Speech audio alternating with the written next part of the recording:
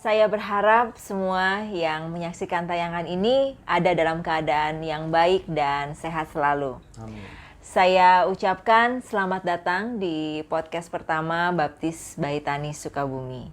Nah, kalau biasanya malam tahun baru kita diisi dengan kumpul keluarga atau pergi keluar kota atau juga mengunjungi tempat-tempat yang kita sukai, tetapi karena COVID-19 ini mengharuskan kita atau dihimbau untuk kita tetap ada di rumah, sehingga kegiatan tersebut tidak dapat dilakukan secara maksimal. Untuk yang di rumah saja, malam ini saya mau menemani Anda semua ngobrol-ngobrol bareng narasumber saya yang pastinya semua sudah pada kenal, yaitu Pendeta Iwan Yafrin Simbolon. Terima kasih. Selamat datang di Sukabumi. Terima kasih. Bagaimana perjalanannya? Semua lancar. Iya. Terima kasih untuk undangannya. Masih ada rasa takut untuk pergi ke luar kota? Sudah tidak ada, ya. Sudah rasanya sudah seperti biasa. Tapi protokol kesehatan tetap diutamakan, ya. ya. Pasti. Iya. Iya, Pak Iwan, ini kita mau ngobrol-ngobrol nih, nemenin semua yang ada di rumah malam tahun baru ini. Tahun baru ini, ya. Karena udah sulit kemana-mana nih ya. Nggak berani juga, apalagi beberapa orang tua gitu ya.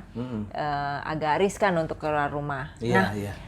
Kita itu lagi menghadapi skala yang belum pernah kita hadapi sebelumnya, ya, di mana orang harus bekerja dari rumah, sekolah dari rumah, ya, kemudian harus di rumah berbulan-bulan, terus nggak tahu harus ngapain, bahkan ibadah di rumah, gitu ya. Iya, secara online ya.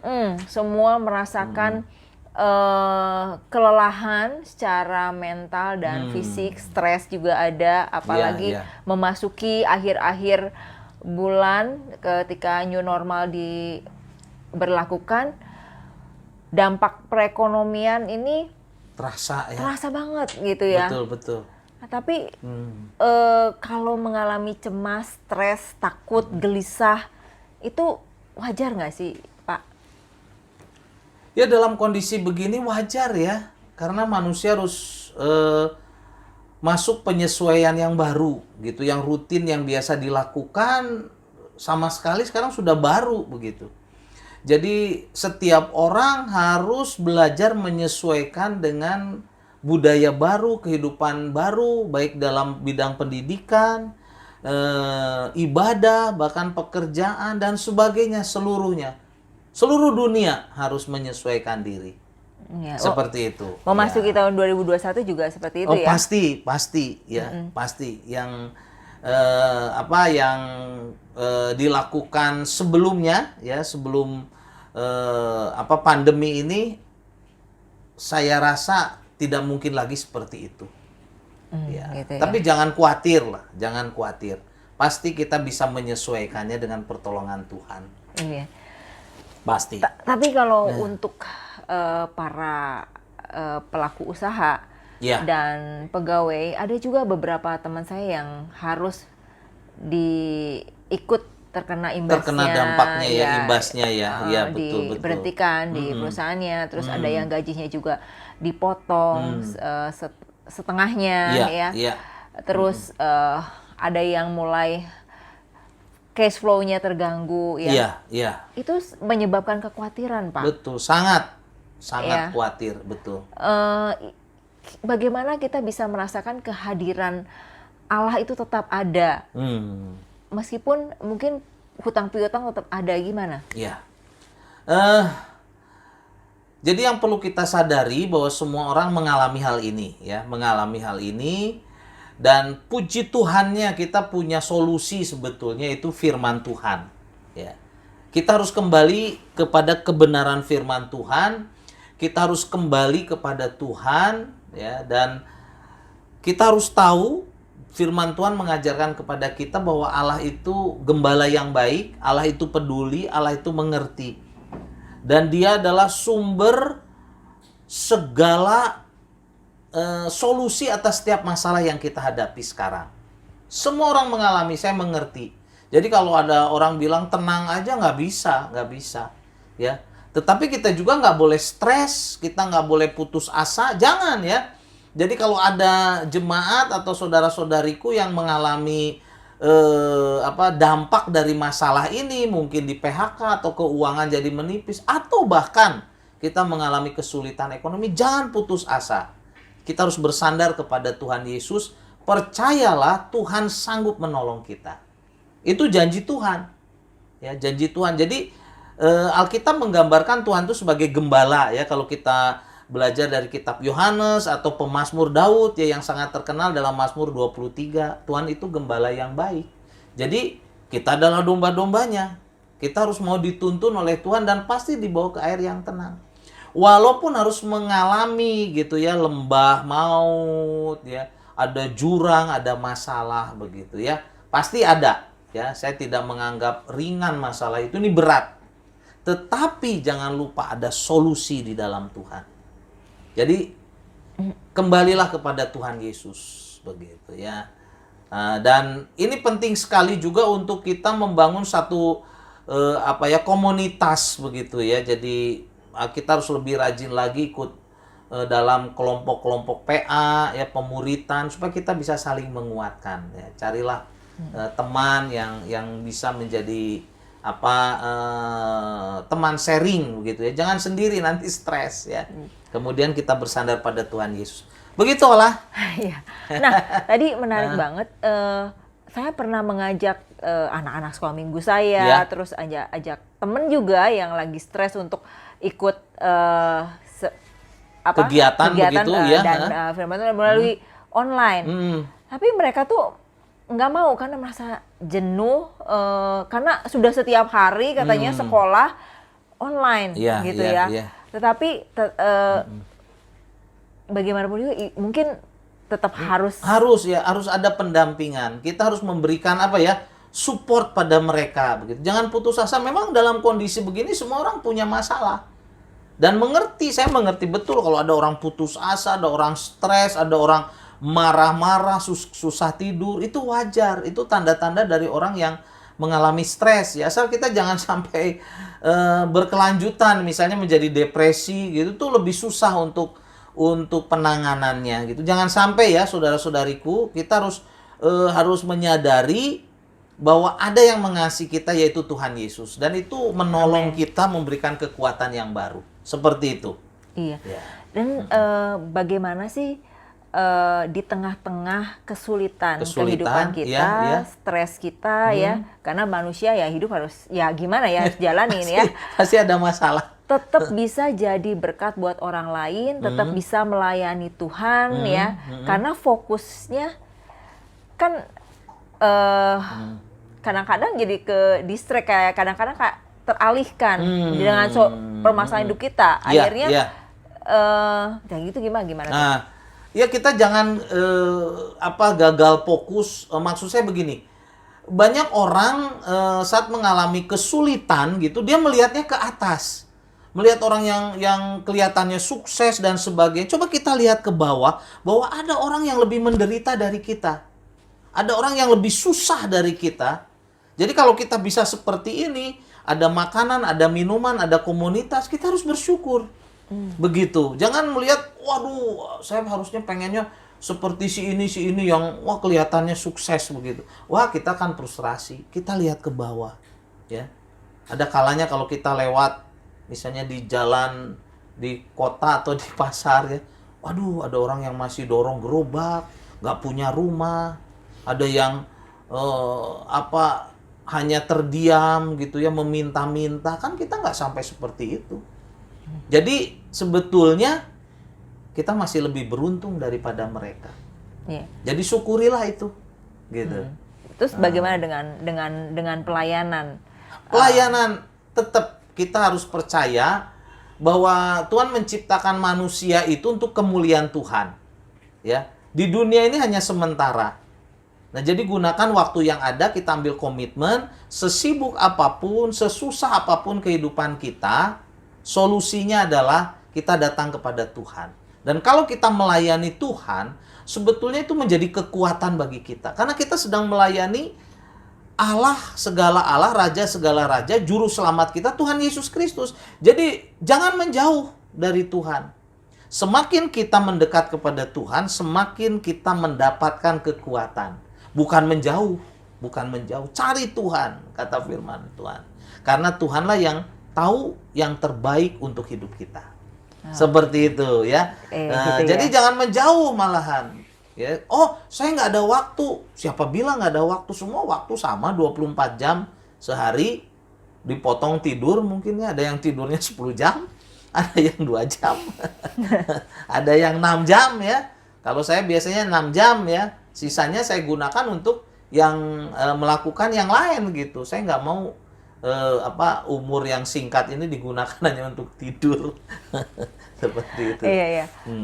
Pak, pertanyaan terakhir sebelum kita mendengarkan pujian dari dua saudara kita. Oh, ya. Pujian istimewa ya. Iya, istimewa karena lagu ini berkata bahwa Yesus adalah permata hati. Amin. Nah itu.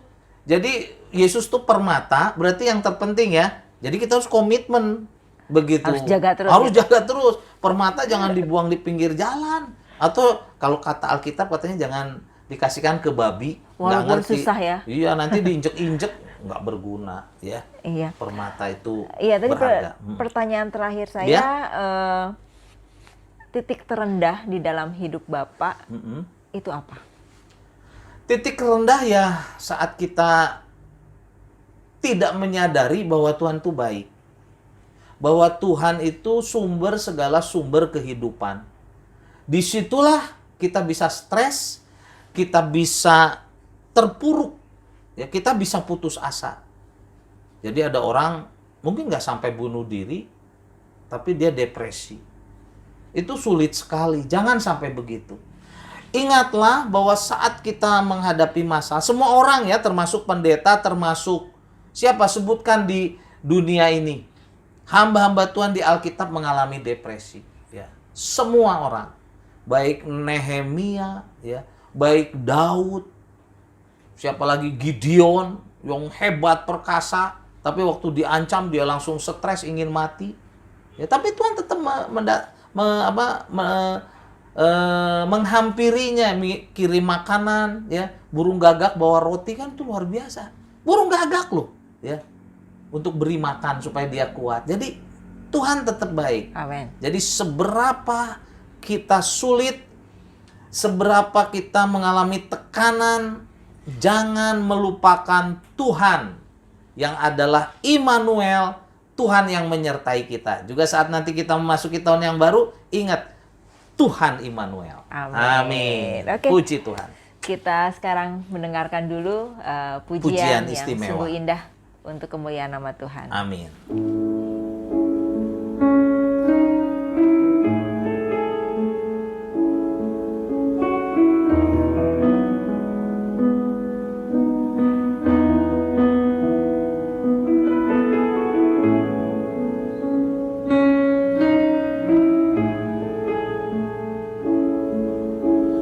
Dengan segenap hati dan jiwaku, ku datang padamu dalam kerinduan. Kasih-Mu yang sanggup mengubahku dan menguatkanku dalam pengharapan.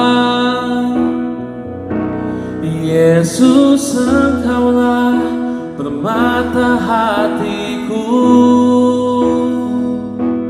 Dunia tak dapat menggantikanmu. Kemuliaan-Mu tercurah bagiku, menjadikanku indah dan semakin indah bagimu.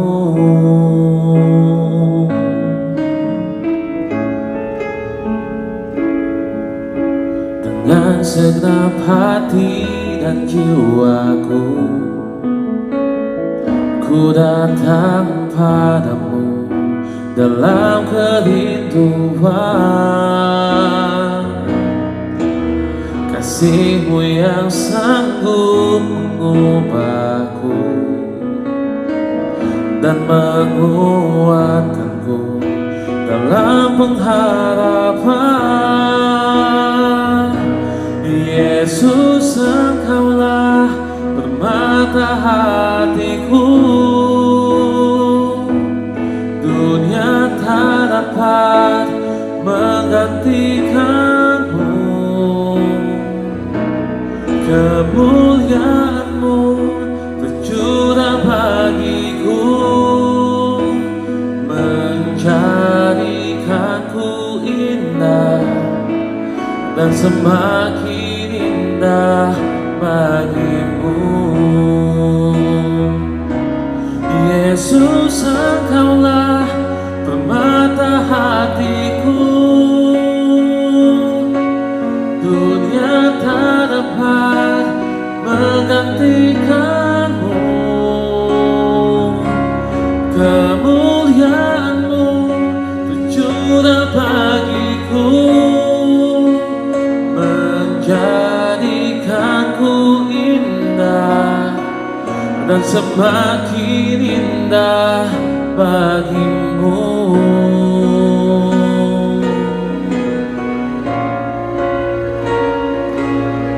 Jadikanku indah dan semakin indah bagimu.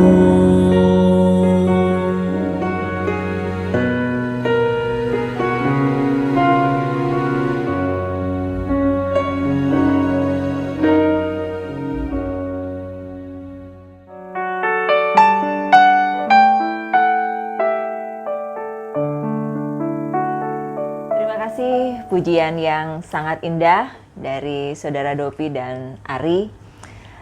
Kita bersyukur bahwa kita juga diberkati dengan pujian tersebut. Ya, kita balik lagi ngobrol bersama Pendeta Iwan di sini, masih di Hotel Anugerah di Sukabumi. Sukabumi gimana kesannya? Kesannya hotelnya cukup nyaman, begitu, bisa tidur nyenyak. Tidur nyenyak ya. Terima kasih Hotel Anugerah. Yes, terima kasih. Pak Iwan, Ya. aku baca sebuah headline yang menarik di tengah pandemi COVID-19 ini. Iya. Ya, bagaimana waktu itu Pak Gubernur Jawa Barat, Pak Ridwan Kamil, bilang, dan headline di surat kabar online juga menyatakan bahwa tingkat perceraian tinggi ketika pandemi COVID-19 ini. Bahkan aku lihat gambarnya tuh ngantri. Emang Bandung gitu ya?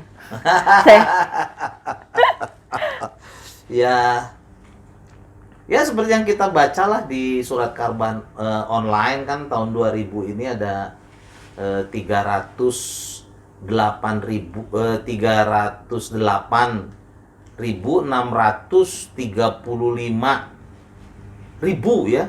Ribu itu ya? Yang bercerai begitu ya. Itu cuma dalam 1 bulan aja Pak ya? Ya 2020 lah, berarti sampai bulan November ini ya, nggak tahu nanti sampai Desember, mungkin tambah lagi, saya juga tidak tahu. Iya, biasanya persoalan apa sih yang mendasari orang untuk? Sebetulnya secara umum, kalau kita belajar ya, kita yang sudah menikah tahu bahwa dampak perceraian itu masalahnya macam-macam begitu ya, macam-macam. Jadi bisa ekonomi, ya bisa komunikasi yang kurang baik, kurang dewasa. Jadi ada keegoisan pasangan itu ya. Nah kalau kita belajar di firman Tuhan, ada standar sebetulnya, hendaklah engkau menjadi pasangan yang sepadan ya, sepadan. Di dalam Korintus dikatakan lebih jelas yang seiman, yang seiman. Tetapi kata seiman atau sepadan itu kan dalam ya, artinya bahwa dia itu harus sudah dewasa begitu ya, bisa menerima orang lain. Pastinya di sini kalau istri bisa menerima suami apa adanya, suami bisa menerima istri apa adanya, ya, diikat dengan komitmen untuk memuliakan nama Tuhan. Saya kira itu. Oh, jadi seiman itu bukan artinya dia sama-sama percaya sama Kristen Tuhan Yesus gitu. Ya, Oh, belum enggak. tentu juga gitu. Jadi harus ada kedewasaan dalam karakter, ya. Dalam karakter yang luas, ya, misalnya bisa mengampuni, bisa menerima kelemahan orang lain karena dia sendiri kan banyak kelemahan. Nggak bisa dong nuntut orang, lu harus sempurna kayak gini. Jadi istri itu harus gini, jadi suami harus begini, nggak bisa. Semua orang punya kelemahan. Nah, kita bisa saling menerima kelemahan, kemudian bisa bersyukur untuk kelebihannya, begitu. Jadi orang sih karena manusia itu cenderung untuk melihat kelemahan dibanding lebih banyak menerima kesempurnaan daripada kekurangan, ya. Karena aku lihat ya keluarga Kristen juga ternyata tidak cukup kuat untuk akhir ini, ya. Saya lihat kemarin juga teman saya bilang, aduh, gue mau jadi saksi nih. Saksi apaan gitu? Aku dipanggil ke pengadilan. Apa? Temenku mau cerai katanya. Lah, gitu ya. Tapi dia sama-sama Kristen gitu. Nah, kalau orang dulu itu ya Pak, dia itu lebih apa ya? Mereka itu lebih kuat. Lebih kuat ya. Padahal kita tahu mereka kadang-kadang dijodohin juga tanpa cinta, ya. Atau mungkin suaminya galak, atau istrinya cerewetnya auzubillah gitu ya, pelitnya ampun gitu ya, tapi masih bisa bertahan di dalam sebuah mempertahankan pernikahan itu, ya. Bahkan anaknya banyak. Anaknya banyak, betul. Ada yang 7, ada yang 8. Ya, padahal nggak ada cinta di dalamnya, ya. Nah, gimana sih gitu kalau misalnya kita menghadapi satu persoalan ternyata suami kita atau istri kita itu tidak sesuai ekspektasi, kan kalau pacaran tuh ya Pak ya, semua yang terbaik, ya nggak? Semua, waduh, traktir terus, hadiah terus, ya. Tapi ketika sudah menikah masa promosi berakhir, gitu, ya. Harusnya tuh kayak gimana sih Pak? Gitu. Jadi kalau langsung dijawab nih, ya. Jawab, nggak nunggu tahun depan, nggak. Jadi kalau kita belajar dari mulai kitab Kejadian, ya, saat Adam tuh sendirian gitu ya di taman yang bagus itu. Ada yang bilang taman Firdaus, taman Eden. Tuhan bilang tidak baik manusia itu seorang diri. Aku akan memberikan kepada dia, katanya, teman yang sepadan gitu, ya. Nah, teman yang sepadan. Nah, biasanya saya dalam bimbingan pernikahan saya tekankan itu. Kita itu harus menjadi pasangan, tuh harus jadi teman gitu, friend. Bukan musuh, bukan ciong. Bukan jadi kayak orang tinju tuh apa tuh? Orang untuk dipukulin tuh sangsaknya gitu. Bukan gitu. Ada perbedaan jelas. Gendernya beda, satu wanita, satu pria. Satu gambarnya plus, satu gambarnya panah. Itu aja udah beda kan. Nah, tapi saat dia itu punya komitmen untuk menjadi seorang teman, ya. Nah, kalau kita punya teman, friend, itu biasanya menerima kita apa adanya. Nah, suami itu seperti itu. Nah, sesuai dengan firman Tuhan yang di dalam Efesus, ya. Efesus sudah menjelaskan pasal 5, nanti dalam keluarga ada pasal 6, bagaimana seorang istri dulu, yaitu harus tunduk katanya dan hormat pada suami. Kemudian suami itu mengasihi istri, rela berkorban, rela memberikan nyawanya. Nah, nanti kalau udah punya anak, anak juga punya tugas, ya, yaitu menghormati, mengasihi papa mamanya supaya panjang umur. Jadi ada tugasnya masing-masing. Nah, jadi kata teman, kemudian sepadan sesuai dengan rencana Tuhan. Dia menjadi orang sepadan yang tahu apa tugasnya. Kalau istri tunduk dan hormat. Tunduk, hormat. Gimana kalau suaminya marah-marah? Tunduk, hormat. Bagaimana kalau suaminya mana bisa, sebelum? Pak? Harus bisa begitu. Memang harus ada kalau usaha. Dikecewakan terus, kalau disakiti terus, harus ngalah terus gitu. Bukan ngalah terus. dia harus menang terus. Menang gimana? Menang dari keinginan daging untuk marah, untuk balas. Jadi Alkitab katakan, kalau ditampar pipi kiri, kasihin yang kanan. Kalau diberi tugas berjalan 1 mil, jalan 2 mil. Kalau diambil bajunya, kasihin jubahnya. Kalau dia itu musuhin kita, Jadi keenakan dong, Pak. kesannya begitu, tapi itu sebetulnya kemenangan untuk kita membangun rumah tangga yang bahagia. Kan tujuannya untuk bahagia. Mana bisa bahagia, Pak, Nah, kalau itu. kalau terus-menerus harus jalan lebih jauh, mengampuni lebih banyak. Itu gimana bisa Untuk mencapai bahagia? finish dan mendapatkan reward, wah ya, voucher atau hadiah atau medali, seorang pelari itu harus latihan. Dia harus berusaha. Jadi misalnya nih maraton tahun depan, dia tiap hari harus latihan. Untuk capai apa? Finish paling awal mendapatkan hadiah begitu. Kalau enak-enakan mah nggak mungkin jadi juara. Nah, untuk menjadi sepadan itu harus ada kerinduan kita untuk menjadi yang terbaik bagi pasangan hidup kita. Bukan menuntut.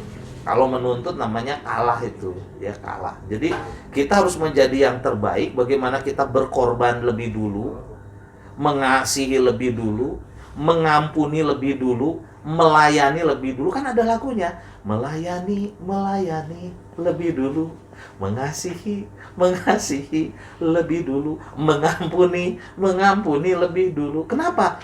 Tuhan lebih dulu. Nah, seringkali nyanyiin lagu itu tapi lupa sih kita prakteknya. Makanya bilangnya susah melulu. Kalau lagi gitu. berantem kan lupa. Itulah. Kalau lagi sedih berurai air mata lupa. nah. Ya kalau jengkel Iya, lupa gitu. gitu. Dia tidak seperti yang dahulu lagi. Betul, gitu. iya. Aduh, kayaknya kalau dulu ulang tahun inget, sekarang nggak inget ulang tahun. Iya, Ya. Kalau seperti dulu itu. kasih kado, sekarang beli sendiri aja, minta aja gitu ya. Iya. Tapi seharusnya tuh kayak gimana sih untuk kayaknya gini ya, kalau apa ya, kalau menikah kan seumur hidup gitu ya. Seumur hidup, Seumur hidup. selama di dunia ini. Jadi apa yang harus dilakukan oleh suami dan Calon mungkin ya, orang yang sedang pacaran nih, Oke lah. sebelum menikah. gitu Nah, itu supaya sebenarnya lebih itu yang paling penting, persiapan pernikahan.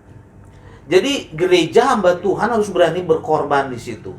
Kalau saya berani, ya, saya berani untuk memberikan waktu terbaik untuk pasangan yang datang ke saya. Pendeta, saya ingin menikah.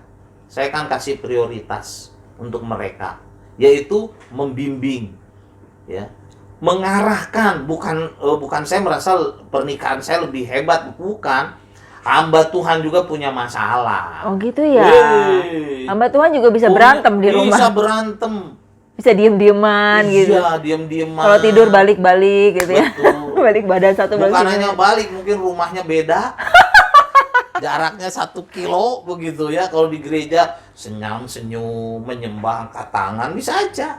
Oh gitu. Gitu. Nobody perfect, nggak ada. Tetapi melalui bimbingan kita diberitahu, kita diberi modal, gitulah. Jadi kalau berperang itu kita harus punya pelor dulu.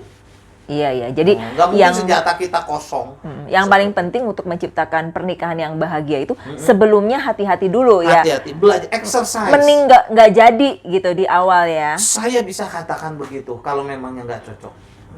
Oke, ya mending nggak jadi. Mending. Tapi Rasanya kok ini ya, menyedihkannya kalau nggak jadi ya. Tapi daripada kita membangun rumah tangga yang nantinya pisah, itu lebih menyakitkan. Lebih baik di awal kita berjuang, kita sama-sama berlatih begitu. Nah, saat kita nanti ada di pertandingan itu, di arena itu, di dunia nyata itu, ya kan? Oh, kita kan kalau pacaran belum tahu aslinya dia.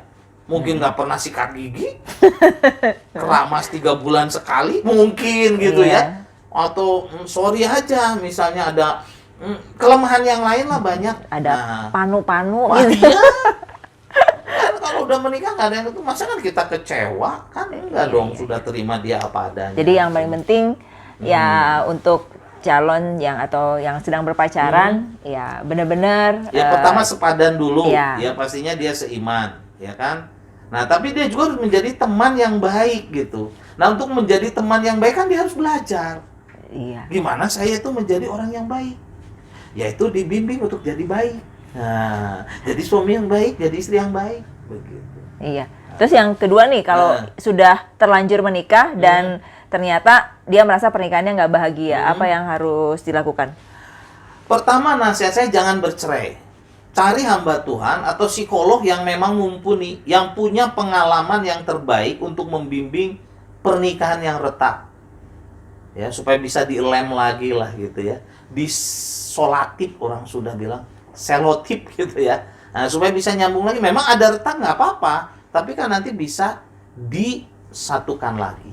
Harus cari. Jadi keputusannya nggak boleh kita berpisah. Berat itu, berat lah. Itu menjadi beban. Oke, itu menjadi Jadi beban banyak Alkitab ya. udah ngajarkan begitu. Oke, terus yang ketiga nih, karena kita waktunya sudah sempit ya. Oh ya, ya. Yang ketiga, bagaimana kalau itu sudah terjadi? Kalau sudah terjadi, ya kalau kata Alkitab, ya dia bertobat, ya. Memang di Alkitab katakan ya harus hidup sendiri. Nah resiko udah diambil, salahnya sendiri. Nah nanti kalau misalnya dia menikah lagi ya monggo aja. Nah itu memang berat sih. Makanya saya menekankan bahwa seringkali awal itu yang paling awal baik, biar kita tuh finish well gitu. Ya. Itu sebetulnya. Pak, bagaimana kalau pernikahan ada banyak masalah? Ya ada banyak itu. Nah kita bimbing, kita perlu komunitas yang baik ya, kelompok PA ya, di gereja, di sekolah minggu. Kemudian kita kalau ada hamba Tuhan jangan segan-segan gitu untuk sharing. Untuk sharing itu atau teman yang rohani gitu. Oke. Itu jadi jangan diam dipendem toto meledak duor gitu. Kayak mercon kan susah. Janganlah. Kita jangan membuat penderitaan sendiri ya. Kalau kita nggak bisa ngampuni, biasanya kan kita egois. Ya gitu, karena nggak ada yang sempurna. masing-masing punya keegoisan sendiri, apalagi yang zaman sekarang itu kan. Yang harus diturunkan egonya itu. Jadi kan kalau zaman sekarang tuh ya pengaruh media tuh banyak banget. Jadi kita harus bener-bener kayaknya nyaring kali ya, nyaring informasi ya. Karena kadang-kadang saya aja percaya dengan apa yang dikatakan media gitu, padahal iya kan? Padahal belum tentu Kalau sesuai kita dengan firman Tuhan. Melihat sesuatu yang salah dan kita fokus terus, akhirnya sesuatu yang salah kita anggap benar. Karena aku punya prinsip, saya harus bahagia, tapi versinya saya, gitu iya, ya. Itu. Ya itu. Kita Tapi harus kembali versinya Tuhan gimana. tapi makasih banyak. Yes. Sama-sama. Pengennya sih ngomong ini lebih dalam lagi ya. Aduh tapi karena nasihat untuk anak muda yang sedang pacaran, yang sedang punya gebetan ya, kalau udah serius langsung cari konselor, cari pendeta, biar PA ya, jangan walaupun belum mau menikah. Iya. Oh, tetap. Betul. Kalau bisa sih di gereja ada sekolah minggu pasangan-pasangan yang mau menikah. Itu bagus sekali. Ide yang bagus juga ya. Gitu. Jadi supaya sebelum kita terjun, kan kita kuliah juga 4 tahun. Belum TK 2 tahun, SD genep tahun, SMP 3 tahun, SMA 3 tahun, kuliah 4 tahun. Padahal untuk kerja doang. Ini untuk membentuk rumah tangga. Masa? Namanya nggak tuh sekolah. Ada yang salah menurut saya mah. Jadi harus sekolah. Ya, gitu. Oke. Ya, sekolah menuju pernikahan. Iya. Terima kasih untuk Yes, sharingnya terima kasih. di sesi yang kedua ini. Iya. Sebelum kita lanjut nih ke sesi yang ketiga. Sesi ketiga, oke. Ada pengumuman dulu. Nanti Priscilia akan memberikan pengumuman itu untuk Anda semua yang menyaksikan. Ibu, saudara-saudari yang terkasih di dalam Tuhan Yesus yang sedang menyaksikan tayangan ini, kami menyediakan 10 hadiah bagi 10 orang yang beruntung.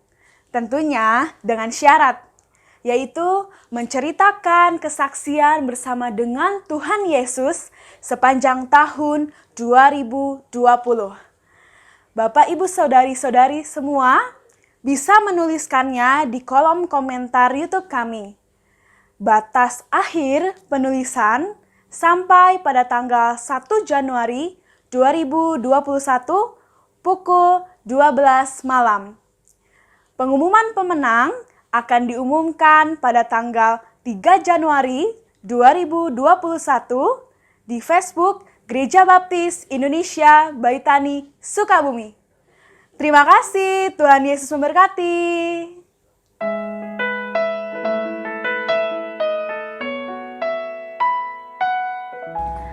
Kita masuk ke sesi yang ketiga. Kita ada tanya jawab dengan Pendeta Iwan Efrin Simbolon. Jadi di sini udah ada daftar pertanyaan nih. Yang sudah dikumpulkan dari beberapa kalangan dan usia. Jadi ada yang ingin bertanya nih, Pak Iwan, gimana sih caranya merubah khawatir menjadi sukacita dan keraguan menjadi iman, katanya gitu. Gimana sih caranya?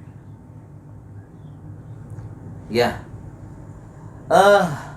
kembali kepada kebenaran firman Tuhan, kita harus menyadari ya bahwa Tuhan itu peduli seperti ada lagu Allah peduli, Allah mengerti, dan itu betul sekali. Jadi hanya Allah lah yang peduli mengerti kita. Jadi untuk menghilangkan kekhawatiran, kita harus belajar firman Tuhan, pegang janji-janji Tuhan. Ya. Kita harus berani. Misalnya segala sesuatu akan mendatangkan kebaikan bagi orang-orang yang mengasihi Tuhan. Ya, kalau kita sungguh-sungguh mengandalkan Tuhan, di kitab Ulangan dikatakan bahwa kita itu tidak akan menjadi ekor tapi menjadi kepala. Misalnya kita akan terus naik gitu, tidak turun, misalnya seperti itu. Kita harus yakin asal bagian kita taat kepada Tuhan, kita melaksanakan firman Tuhan dengan sungguh-sungguh, bukan karena terpaksa seperti itu. Dan kalau kita membiasakan diri seperti itu, saya yakin betul ya bahwa kita akan kuat menghadapi masalah ya. Dan kita juga harus berani menyerahkan segala kekhawatiran kita seperti 1 Petrus 5 kan ya.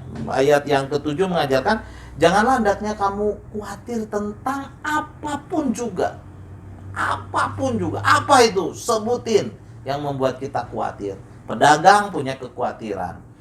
Orang yang sedang bekerja punya kekhawatiran, yang punya anak punya kekhawatiran, yang tidak punya anak juga khawatir, yang menikah khawatir, yang tidak menikah khawatir, yang punya rumah khawatir, yang nggak punya rumah juga khawatir, yang sekolah.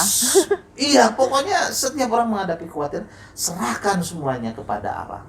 Ya, dan kita percaya bahwa Tuhan akan bertindak gitu. Pasti itu harus menjadi keyakinan. Amin. Untuk kekhawatiran. Nah, untuk menumbuhkan iman, tetap iman timbul dari pendengaran akan firman Tuhan. Jadi bukan mendengar gosip, mendengar kata-kata yang negatif. Cuma jangan didengar lah, pasti udah pernah dengar belum si itu. Wah, gitu. Jangan, dengerin firman Tuhan, baca firman Tuhan, perkatakan firman Tuhan, dengar khotbah, ya, pujian-pujian rohani. Itu akan membangkitkan iman seperti itu ya. Jadi telinga kita jangan dipakai untuk dengar yang nggak bener lah begitu, walaupun ya. Asik ya. Walaupun asik. Oke, lanjut pertanyaan yang kedua. Pak Iwan, bagaimana sih menghadapi orang tua yang sudah lanjut usia, yang kerap kali moodnya kurang baik, mungkin suka marah-marah gitu ya. Terus ada kecemasan yang berlebihan, terus terkadang kelihatan seperti depresi. Ya, orang depresi kan selalu kayaknya down apa gitu ya. Dan bagaimana sih menghadapi orang tua yang seperti ini? Ya, mungkin ini tinggal sama orang tuanya atau mungkin dia harus menjaga orang tuanya di jauh. Ya, ini memang dihadapi semua orang ya. Jadi anak muda atau anak-anak hubungannya dengan orang tua pasti akan mengalami ini saat orang tua sudah mulai tua begitu. Nah, masing-masing sebetulnya harus punya langkah yang benar. untuk yang anak-anak dulu ya, anak-anak mantu atau cucu-cucu itu kita harus berpegang ke Efesus pasal 6 ayat 2 sampai 3 yang mengatakan hormatilah bapak ibumu di dalam Tuhan ya supaya engkau panjang umur dan diberkati oleh Tuhan. Begitu.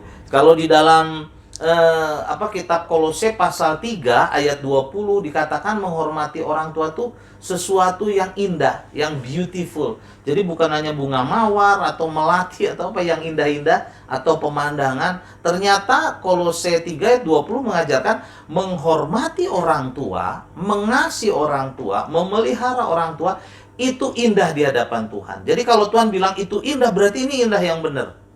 Ya karena setiap orang punya persepsi yang lain. Bisa melihat anak-anak yang suka robot, wah robot itu indah katanya. Kalau kita ngapain sih lihat robot gitu ya. Atau anak kecil yang seneng Barbie, yuduh Barbie bagus sekali, indah, dia senang. Kita mah lihat boneka Barbie ngapain sih gitu ya. Karena setiap orang punya persepsi. Tapi kalau Allah punya pandangan, punya persepsi bahwa menghormati Tuhan itu indah, itu berarti memang indah. Jadi hormati orang tua itu yang pertama. Supaya nanti kita bisa mengatasi kalau orang tuanya stres, marah-marah, kita nggak terbawa gitu.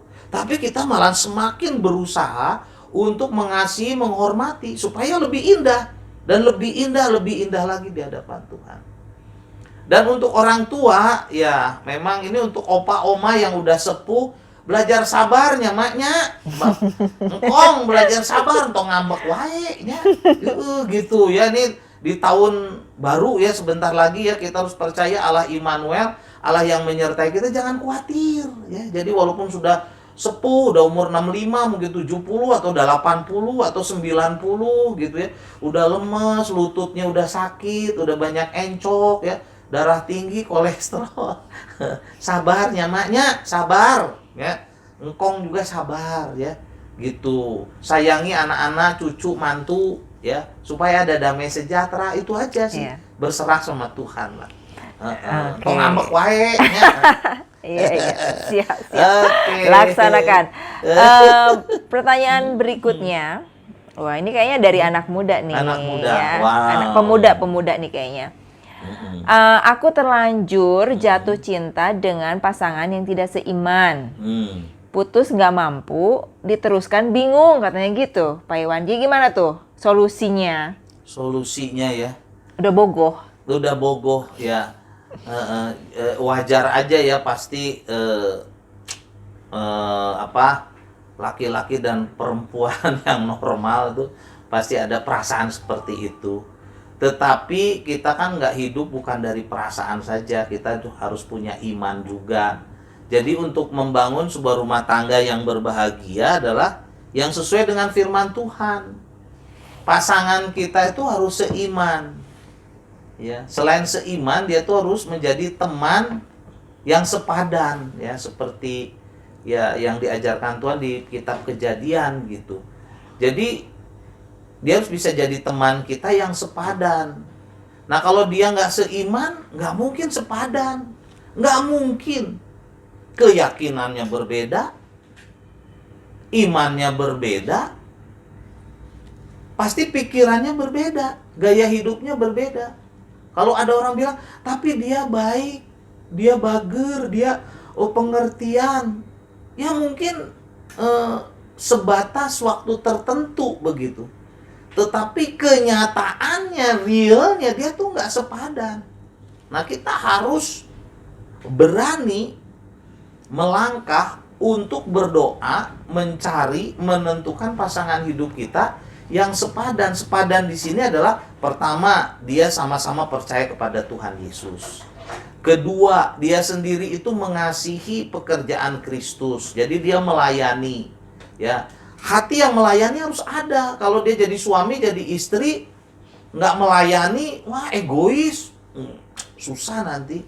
Karena dalam pelayanan nanti ada banyak, dalam keluarga nanti ada banyak pelayanan yang membutuhkan kerelaan kita. Karena di dunia ini sudah banyak orang tuh menentukan, oh kalau suami itu tidak harus ngepel, tidak harus cuci piring, tidak harus beres-beres. Siapa tahu, siapa bilang gitu ya, Alkitab katakan kita itu juga harus menjadi berkat bagi pasangan kita. Sekali-kali no problem bersih-bersih rumah gitu. Malahan istri seneng, biar istri disenangin, duduk nih. Nanti yang ngepel, nyuci piring, nyetrika saya gitu. Wah, pasti istrinya seneng. Nanti, ya kan? nanti datang mama itunya, mama suami langsung apa-apaan itu nanti gitu.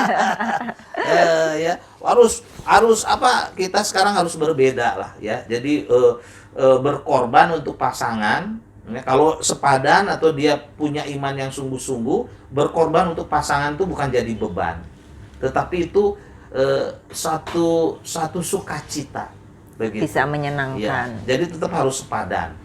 Nah, kalau sulit memutuskan, ya mungkin harus cari teman atau konselor atau hamba Tuhan supaya kita dikuatkan seperti itu. Ya, memang seringkali kalau sudah terlanjur dekat untuk berpisah itu kan sulit, memang sulit. Tetapi lebih baik di awal kita mengambil keputusan itu daripada sudah terlanjur nanti misalnya masuk ke dalam rumah tangga. Wah, ya. Lebih repot lagi. Memang ada yang bertanya, bahkan nanti bisa diubah kalau sudah berkeluarga. Ya ada yang seperti itu, tapi berapa persen gitu.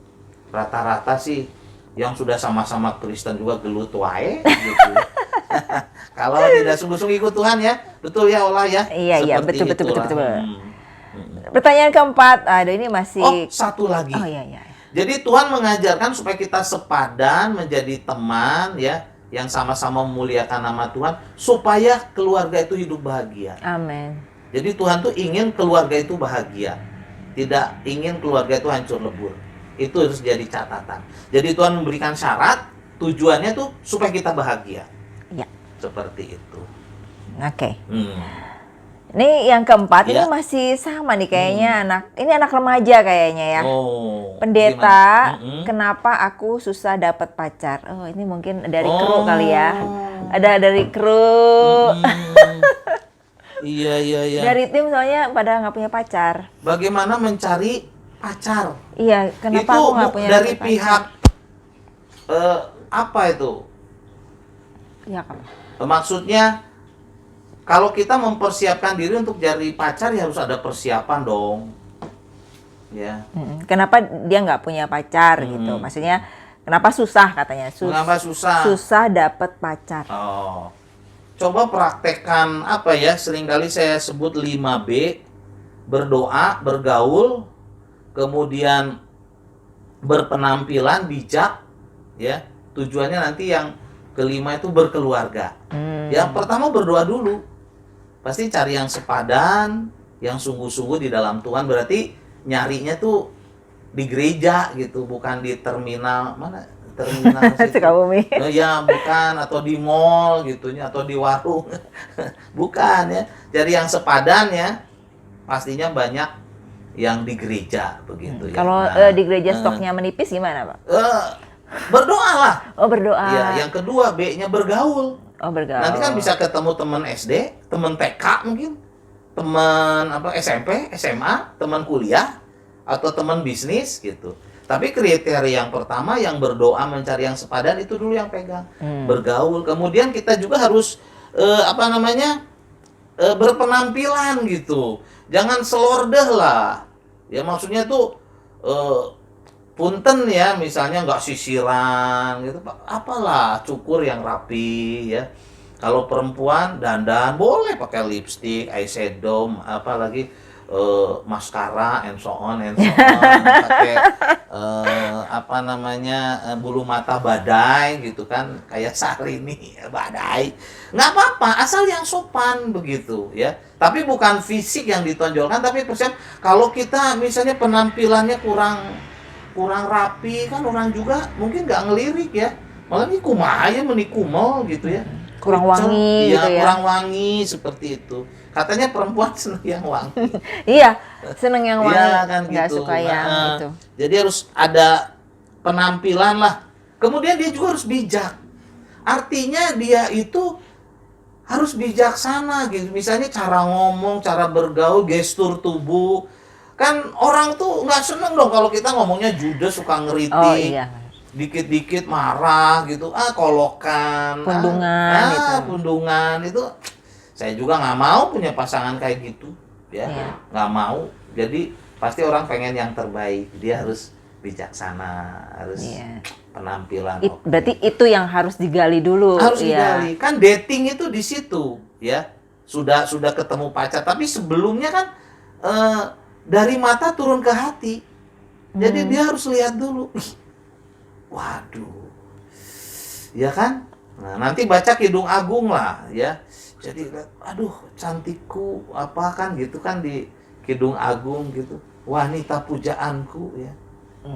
Matanya seperti kijang dan gitu kan. Lucu sekali kalau kita baca di Kidung Agung seperti itu, ya. Iya. Nah, bergaul, harus bergaul. Nggak mungkin punya pacar kalau di rumah terus main HP, main game terus. Nah, janganlah.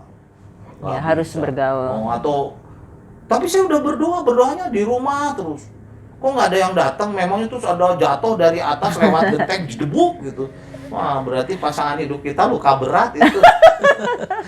Jatuh dari langit luka-luka berat. Iya. Hmm. Oke, pertanyaan selanjutnya. Selanjutnya. Terakhir. Oh, terakhir. Iya, Iya, iya, Pak, iya. sharing ayat firman Tuhan dong untuk menguatkan Iya. menjalani tahun 2021 yang belum kelihatan ini. Ya, pastinya jangan khawatir. Kita tadi sudah membahas tentang kekhawatiran. Kemudian saya bacakan di dalam Amsal 23 ayat 18 ya. Dikatakan karena masa depan sungguh ada dan harapanmu tidak akan hilang. Gitu. Jadi di dalam Tuhan tuh kita pasti punya harapan. Sesulit apapun ya. Ini karena di Sukabumi ya. Pada tahu nggak nih jemaat Sukabumi, Baitani? Sok, siapa yang punya Sukabumi ini? Sukabumi ownernya siapa? Tuhan Yesus. Ya. Amin. Jakarta juga Tuhan Yesus, ya. Dunia ini Tuhan Yesus. Jadi kita bersandar kepada Tuhan Yesus yang owner Sukabumi, Indonesia, dunia dan juga hidup kita. Masa depan pasti ada. Amin. Masa depan pasti ada ya. Kemudian saya bacakan juga Lukas 12 ayat 6 sampai 7 dikatakan jangan kita tuh khawatir. Burung pipit Tuhan pelihara ya dan Tuhan tidak melupakan burung pipit. Terlebih lagi katanya manusia. Ya, jadi jangan takut, pasti Tuhan akan memelihara kita yang percaya karena kita lebih berharga dari banyak burung pipit. Jadi jangan khawatir, jangan takut, burung pipit aja Tuhan pelihara, apalagi kita lebih berharga daripada banyak burung pipit. Jadi percayalah Allah itu Immanuel, Allah menyertai kita dan itu sudah ditulis di dalam firman Tuhan. Ya, khususnya juga di Matius bahwa yang akan datang ke dunia adalah Allah yang datang itu Immanuel, dia menyertai kita. Jangan lupa itu. Ya, Tuhan ada bersama-sama dengan kita. Yakini itu. Itu menjadi kekuatan bagi kita untuk menghadapi tahun yang baru, bukannya 2001, 2002, 2023 dan 2000 selanjutnya. 2000 selanjutnya. Begitu. Ya. Iya. Oke. Terima kasih untuk Yes. jawaban-jawabannya yang luar Sama-sama, biasa. sama-sama. Terima kasih untuk hadir bersama-sama di sini. Ya. Untuk menemani malam tahun baru, malam tahun pergantian. baru. Selamat tahun baru. Jangan khawatir. Jangan khawatir. Sebelum kita tutup nih, Ya. mungkin ada pesan terakhir Pesan untuk terakhir. kita semua. Oke. Jadi pesan terakhir Bapak Ibu, saudara-saudariku, adik-adikku, remaja siapapun, mari kita sungguh-sungguh berkomitmen kepada Allah ya. Saat ini dan hari-hari selanjutnya, tahun-tahun selanjutnya, percayalah Allah Immanuel, Allah yang menyertai kita. Kita tidak akan ditinggalkan sendirian, tidak usah takut, tidak usah khawatir, kita punya masa depan. Bawa keluarga kita pada Tuhan Yesus, karena Tuhan Yesuslah harapan kita satu-satunya untuk hidup bahagia. Amin. Amin.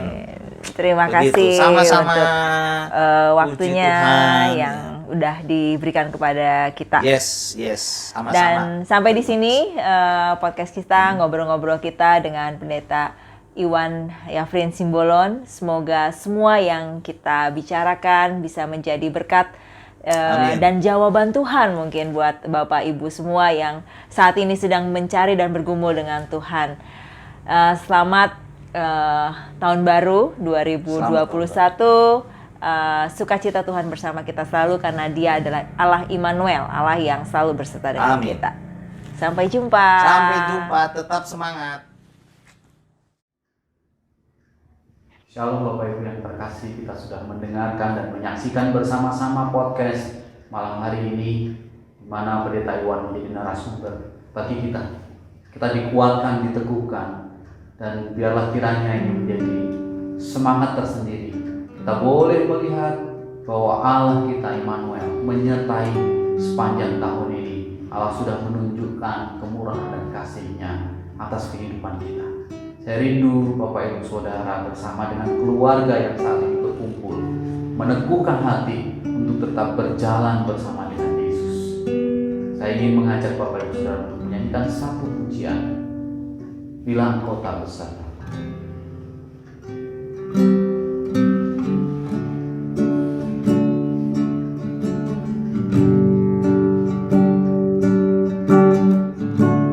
Bila Engkau tak besertaku,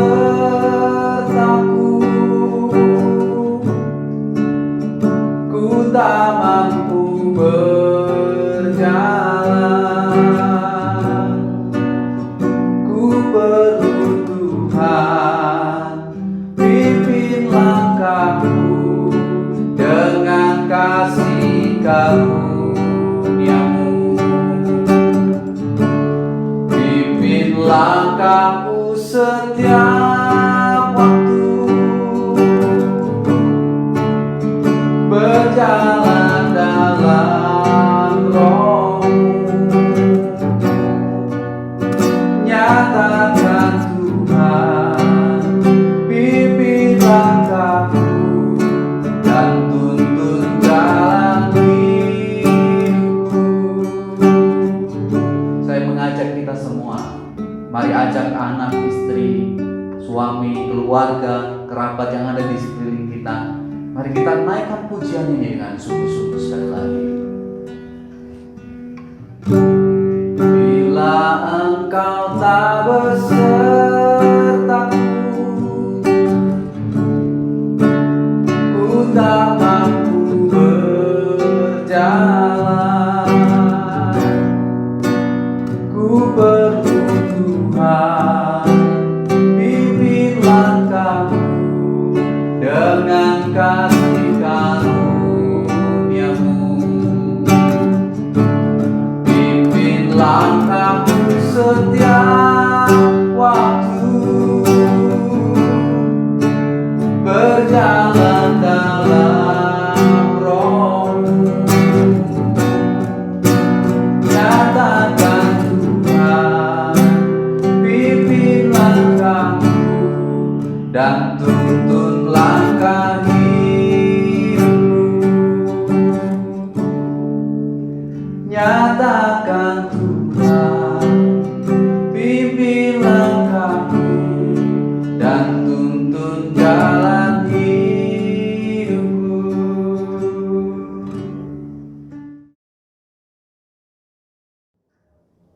Di akhir tahun 2020 ini, mari bersama dengan keluarga kita mengucap syukur karena pertolongan Tuhan sepanjang tahun ini. Sungguh nyata kita boleh merasakan, meski melewati masa pandemi COVID-19 ini, kita boleh merasakan perlindungan Tuhan dalam kehidupan kita sepanjang tahun ini. Dan bersama keluarga, saya ingin mengajak kita bersama-sama untuk melihat kasih dan pertolongan Tuhan, pemeliharaan Tuhan dengan rasa syukur bersama-sama. Mari bersama keluarga juga di tahun 2020 ini, di akhir tahun 2020 ini, kita boleh saling menyatakan kasih kepada suami, pasangan atau istri, kepada anak-anak, kepada orang tua. Nyatakan kasih-Mu kepada mereka. Jika ada hal-hal yang melukai hati, bisa saling rekonsiliasi, saling memaafkan satu dengan yang lain, supaya kita bisa memasuki tahun 2021 dengan kekuatan sukacita yang dari Tuhan. Kita akan berdoa bersama-sama, mengucap syukur atas 2020 yang Tuhan telah berikan, yang Tuhan sudah kita jalani bersama-sama, dan kita menyerahkan tahun 2021 supaya pemeliharaan Tuhan terus ada bagi kita sekalian.